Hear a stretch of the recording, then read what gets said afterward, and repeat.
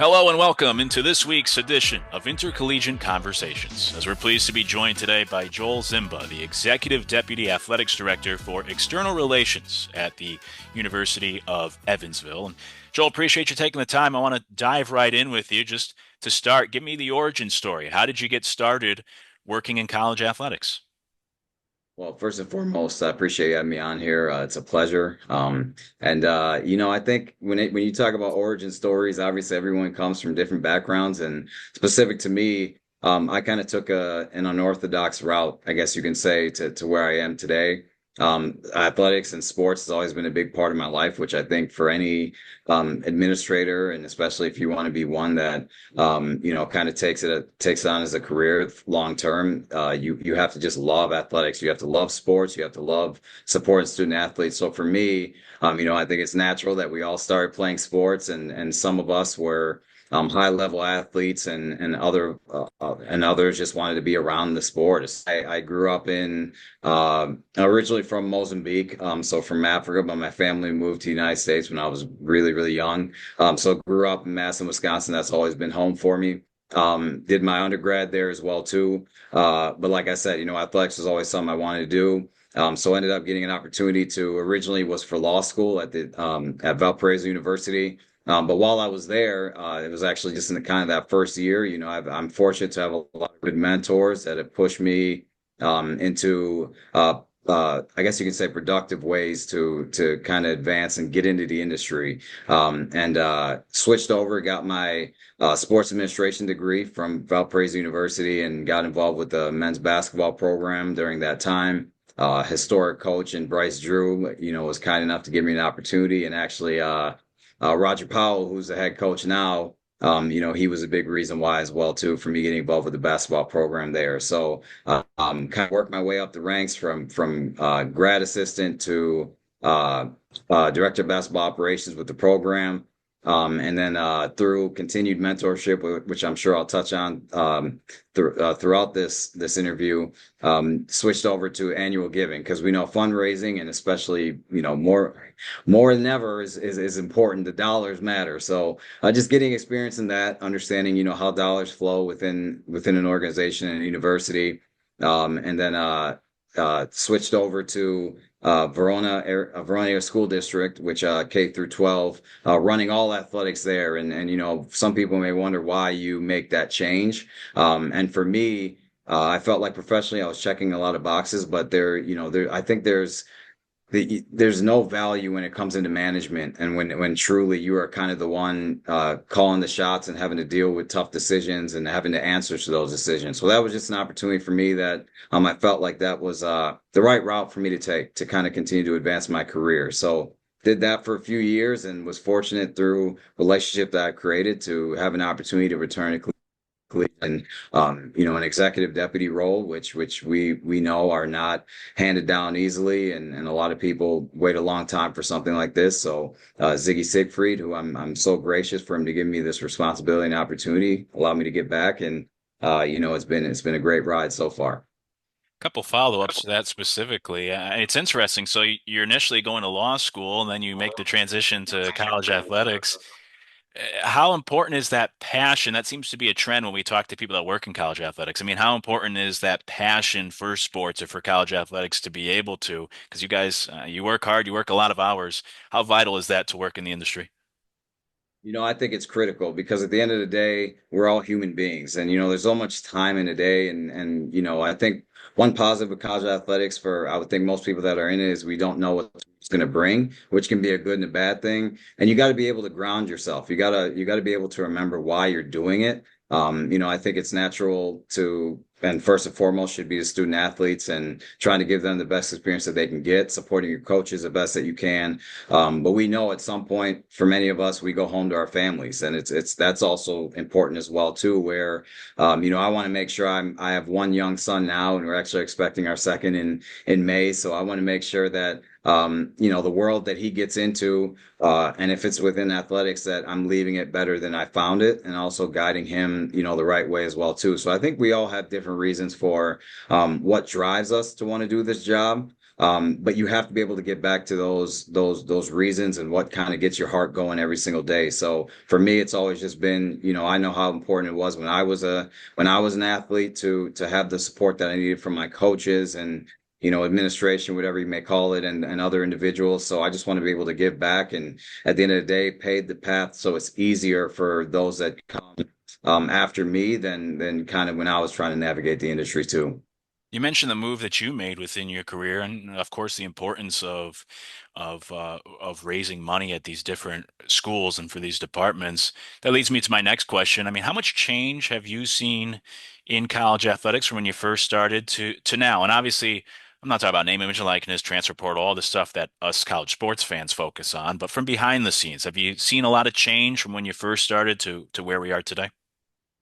I think the biggest change, and I guess at the end of the day, it's our coaches that are kind of having to navigate. They're the boots on the ground when it talks about true relationships with our student athletes, and being, I'm fortunate to where I've sat in that seat as well. The coaching aspect and kind of having the daily interaction with your players, trying to keep them motivated. I think more than ever, those relationships really matter. At the end of the day, we're all dealing with different resources and the commas and zeros all change depending on where you're at. But the relationship piece is something that is consistent wherever you go, and even more important than ever. And a lot has happened since when I first started in collegiate athletics. We can talk about COVID and the impact that made, and just mental health and how important that is, and the pressures that and decisions that a lot of these young adults are having to make compared to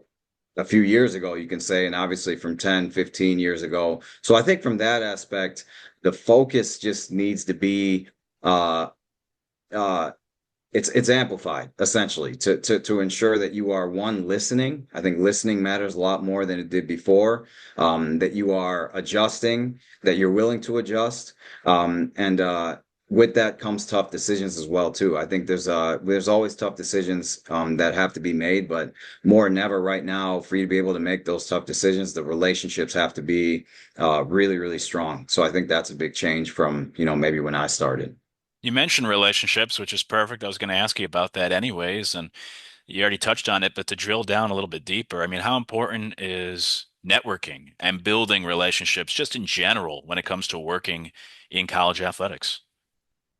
I wouldn't be where I am today if it wasn't for that. I'd like to say that one of my skills is just being able to try and create authentic relationships with people. And I know, when you say a skill, it sounds like it's made up or whatever it may be, or you're kind of planning. But really, what I mean by that, it has to be intentional. You have to be intentional. You have to be yourself, because at the end of the day, people are going to be able to weed through that, especially when you talk about in college athletics, how many people especially whether it be ADs, commissioners, wherever it is that you might want to get, they have a lot of people pulling them in different directions. They're interacting with so many people, getting introduced to so many people on a daily basis.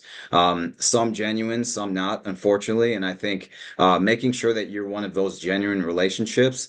I have never asked for an opportunity the first time that I am connecting with people, but I also understand that those individuals have been in they have had experiences where people want stuff. They want a job. They want whatever it may be. So you just have to stay consistent with it, and however long that may take. Some may take a week, some may take years. And I could go down the line with experiences and interactions I've had with people that maybe resulted in a job, but more than that, resulted in friendships and mentors, like I talk about. And hopefully, at some point, I can give them something that of value down the road as well too. And that has nothing to do with a job for that individual or whatever. But I think there's a lot of value in just relationships in general. As we say, this is a very difficult industry. It can take a toll on you emotionally, spiritually, whatever it may be, and having those people that you can kind of pull on when that happens is paramount. And I think that can come from people who have been in the industry longer than you, but also it can come from those that have not, and learning from those experiences too. So, yeah, relationships is number one when it comes to this industry for sure. Let me put you on the spot with a couple of these next questions. What's something you know now, having spent a number of years here working in college athletics, that maybe you wish you knew when you were first starting out, or when you were first coming out of college, that would have helped out or made things even easier for you back then? You know, I when I think about my journey, there's nothing that I'd want to change because I think it allowed me to be who I am today, and gave me different perspective. But one thing I will say is, when you are trying to navigate this industry, I think a lot of people allow circumstances to kind of change the direction that they go. And sometimes you don't realize how uh, good you may have it, or honestly, how difficult others may have it. And the reality is, this industry, you never know what's next. There really is no way for you to plan that out or say, 2 years from now, I'm going to be here. I think it's great to have that motivation. If I didn't, I don't think I'd be where I am today professionally. But at the same time, you have to stay. You got to, you have to be okay where your feet are planted, and you have to be the best in the role that you're in at that time. I think I have done that to the best of my ability. But just like anything, we're human, and sometimes that can weigh on you a little bit, especially when you're younger and hungry. And I'd hope, I'd like to think I'm still hungry now, but when you're still trying to start your career and you're looking at everyone who is here and there, and that's a dangerous place to be when you're comparing yourself to other people, because we all have come from different places, different opportunities, and you never know what tomorrow is going to bring. So I think it would just perspective would be the biggest thing that, at that time, I think it would have helped me maybe be grounded a little bit more emotionally in certain moments. But as I said, I wouldn't change anything because I think it made me who I am today, and I'm able to deal with situations today, because of those moments. With that said, let me give you a chance to brag about yourself a little bit. What would you say are some of the traits that have allowed you to be as successful as you have been in your career and to get to this point where you are currently? I think, I pride myself on creating authentic relationships, and I think I've also been fortunate to put myself in positions that I have to be surrounded by so many different people from so many different backgrounds and experiences and navigate that.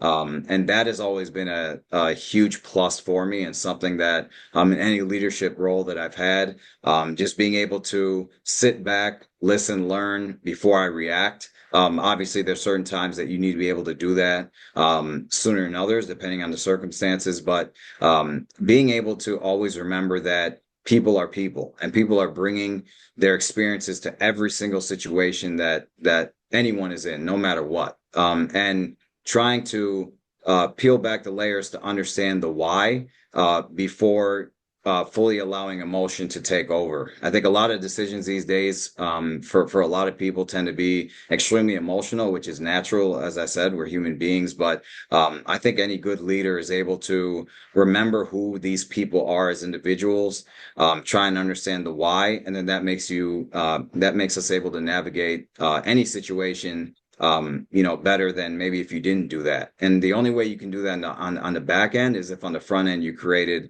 very strong and authentic relationships with people. So then when those difficult moments do come up, which they will, you can have a conversation professionally, and they know that at a surface level, and from the groundwork up, that you care. And yes, you have a job to do, but this has nothing to do with you judging them as a person. And just know that you still care about them, even though the decision that you may or may not have to make is, you understand it's going to be impactful to their lives. We encourage everyone to check out intercollegiate.co. It's the most comprehensive job board in college athletics, but it's not just for job seekers. It's also for employees, employers. It's a community for everyone that works in college athletics. Let me ask you one question about Intercollegiate because, as we discussed before we sat down for this, I know you've checked it out a little bit. Just what has stood out to you about the website intercollegiate.co and the user experience of Intercollegiate?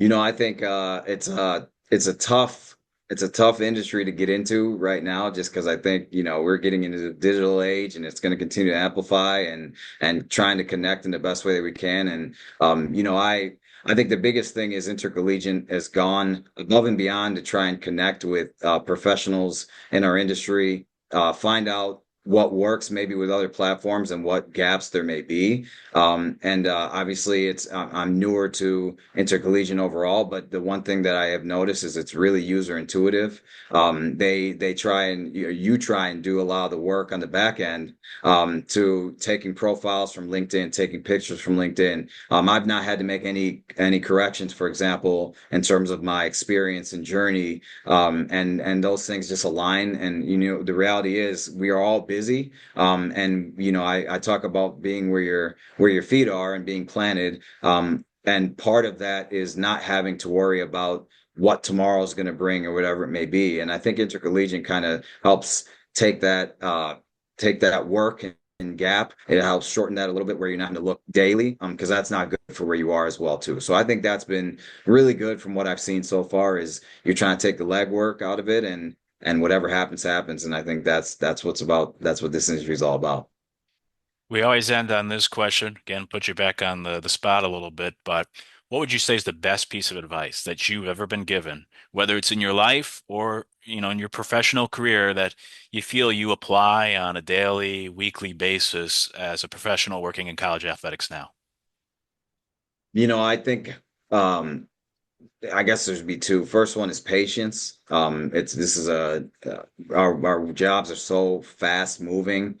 Sometimes you lose perspective. But at the same time, we're always thinking people get lost in kind of what the next opportunity might be. And I truly am a firm believer, and I've heard this recently. I've heard this in the past that when you are being the best version of yourself where you're at, that's when opportunities will come, not and people will take notice, not when you're actively out there trying to prove something to people. Just use what you've used, the tools that you've gained in so many years of experience.